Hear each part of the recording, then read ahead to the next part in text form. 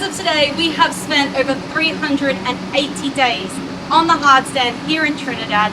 So here's what's been going on with the warranty repairs of our Leopard 45 catamaran. You might have noticed that we have been spending some time doing warranty repairs on our own boat. For example, the recent video about rectifying the deck flex on the port aft cabin. We have just submitted an invoice for 386 warranty rectification hours. And this is not the first invoice for hours that have been submitted since we've been in Trinidad. Previously, Travelopia paid these warranty hours with no issues, but this is the first time we've been left in the dark, not knowing whether or not they're going to pay for our work, with no contact or response. But also having no choice but to do it, or sit here while people with limited labor capabilities slowly work to rectify the boat. We've pretty much lost an entire cruising season, having already lost last year's Caribbean cruising season and the med season before that to ongoing warranty rectification and haul outs. Here's some examples of some of the other warranty issues that we've been helping rectify that haven't actually made it into YouTube videos yet.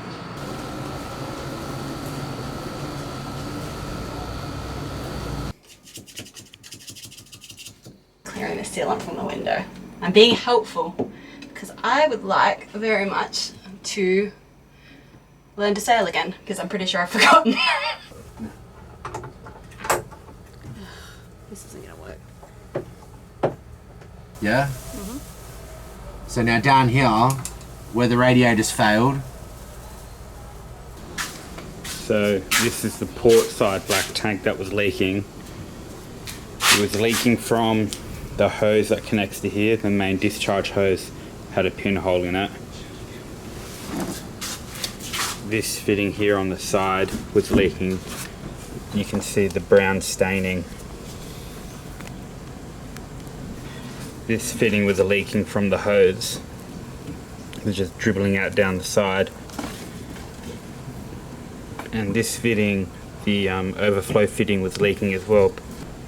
You can also see some brown staining around the inspection hatches. So, I mean, this is probably the main reason why the bilge on the port side, ever since Cape Town, it always had this pungent smell. Now that I've taken the fittings out, I've cleaned all of the Sikaflex off that they were using as a sealant. You can see on this side that was leaking, there's a large step in the surface. It's not actually flat. So like that's never going to seal. The port side black tank had quite a few leaks, so we thought we'd check this tank. I flushed the toilet and then I could hear just drip, drip, drip, and then I turned around and it was all water across here and water all running down, and you can still see. This is toilet water. Yeah. So we're gonna have to do a load of washing today because there was some clothes under that. Yeah. Can you just shine too much down in there? So now also the bilge is gonna need cleaning, isn't it? Yeah. So show me the top. I took the door off. Oh geez, that's a lot of water. Yeah, I took the door off and then that's basically everything's covered. There's quite a nice puddle. Because the repairs of our hull and components has taken such an extraordinarily long amount of time, JS Marine, who are the contractor that was employed by Leopard Catamarans to repair the boat, have had their other contracts start up that they had scheduled for this year in places like the Bahamas and Miami, alongside also building certain oyster monohulls. And due to staffing limitations, they've found it extremely difficult to get the additional skilled labour out here to complete the more complex jobs requiring a high attention to detail, such as structural fiberglass repairs, plumbing and electrical. Because of the type of work and the amount of work still remaining, Sam, one of the owners of JS Marine, has decided to get on the tools himself and rectify the unresolved issues, of which there are many. And our hope is that he will stay and see out the completion of the job. We have had to work over 385 hours since our last invoice to Leopard catamarans, or risk being stuck here again for another long hurricane season, and are still out of pocket literally thousands of dollars in consumables that needed to be used by JS Marine. This is something that causes me a lot of stress and concern, because the payment of these hours was a verbal agreement between Trent and Leopard catamarans that they would look at the hours. I think what people need to understand is that every hour that we spend working on this boat to rectify their warranty issues, which we're doing because we want to leave, is an hour that we are not working for ourselves. And, you know, Tynan and I especially, we are by no means retired. We still work, and every hour we work on the boat is an hour we are not working for our own income. And I know, looking at my own finances, all these hours I've spent dealing with importation and customs and ordering things and finding supplies, being hands on the tools on the boat, trying to fix things, going and dealing with the yard for various things. That's all time that I then can't work.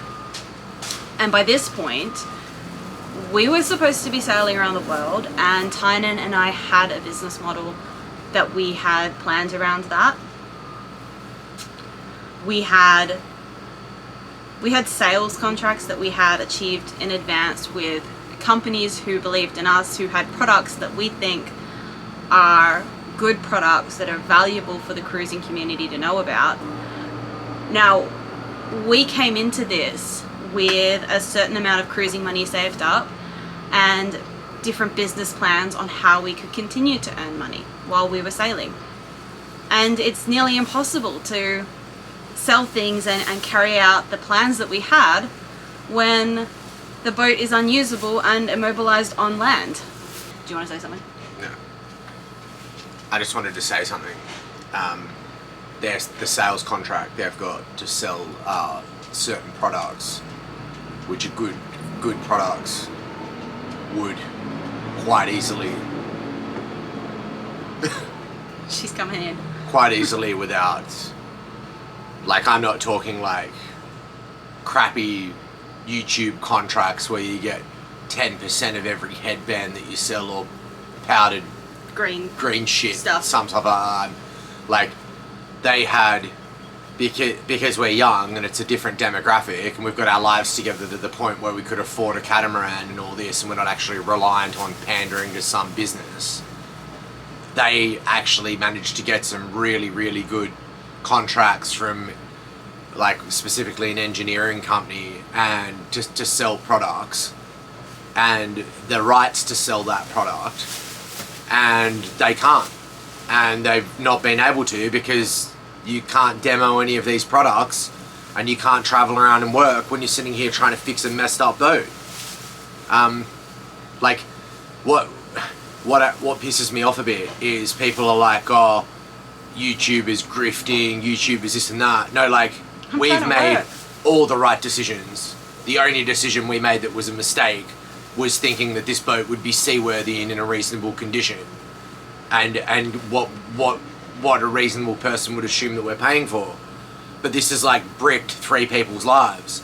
I mean, I'm quite defensive, so I stuff like this doesn't stop me, but like normal functional people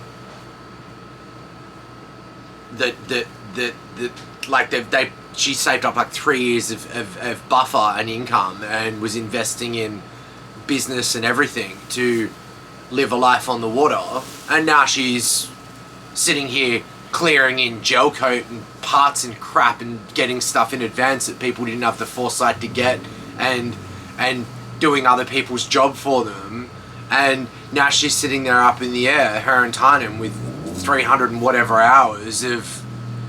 For Tynan, that's paying the bills. No, the point is, is like they're either trying to get their life back in order that's been upended by just incompetence and just cost-cutting and crap behaviour, or Like you're stuffed no matter what you do, or you just walk away and accept that you've lost 3 years of your life being screwed by people that didn't give a shit.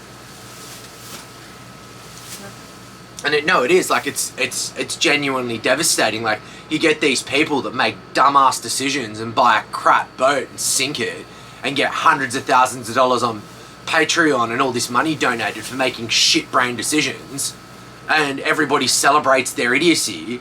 And you've got two people that have worked their guts out their whole lives, structured their lives to get to a certain point, and then just get fucked over completely by a system that's designed to drive you in this direction or to litigation.